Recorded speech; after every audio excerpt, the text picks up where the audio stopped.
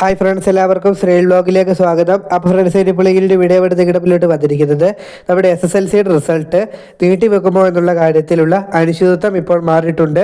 അപ്പോൾ അതുമായിട്ട് ബന്ധപ്പെട്ടുള്ള കാര്യങ്ങളാണ് ഷെയർ ചെയ്യുന്നത്. അപ്പോൾ എന്തായാലും നമുക്ക് നേരെ വീഡിയോയിലോട്ട് പോകാം. ആദ്യമായിട്ടാണ് എൻ്റെ ചാനൽ കാണുന്നതെങ്കിൽ ഒന്ന് സബ്സ്ക്രൈബ് ചെയ്യുക. വിദ്യാഭ്യാസ മന്ത്രിയോ വിദ്യാഭ്യാസ സെക്രട്ടറിയോ ഇല്ലാത്ത സാഹചര്യത്തിൽ SSLCയുടെ റിസൾട്ട് മെയ് 15-ാം തീയതി വരുമോ എന്നുള്ള കാര്യം ഇപ്പോൾ തീരുമാനമായിട്ടുണ്ട്.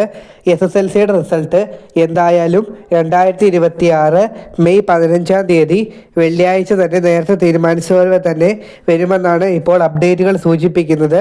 നമ്മുടെ പൊതുവിദ്യാഭ്യാസ ഡയറക്ടറാണ് ഈ വർഷം റിസൾട്ട് പ്രഖ്യാപിക്കുക. ഈ തീരുമാനം ഇന്നലെ ചേർന്ന QIP യോഗത്തിൽ എല്ലാ അധ്യാപകരും 15-ൽ നിന്ന് റിസൾട്ട് നീട്ടുന്നതിന് പരാതികൾ ഉന്നയിച്ചിരുന്നു. അതുകൊണ്ട് തന്നെയാണ് വിദ്യാഭ്യാസ മന്ത്രിയുടെ അസാന്നിധ്യത്തിൽ പൊതുവിദ്യാഭ്യാസ ഡയറക്ടർ പ്രഖ്യാപിക്കും എന്ന അപ്ഡേറ്റ് വന്നിരിക്കുന്നത്. മെയ് 15-ാം തീയതി 3 മണി ഉച്ച കഴിഞ്ഞ് 3 മണിയൊക്കെ ആകുമ്പോഴാണ് റിസൾട്ട് വരിക. നന്ദി എല്ലാവർക്കും.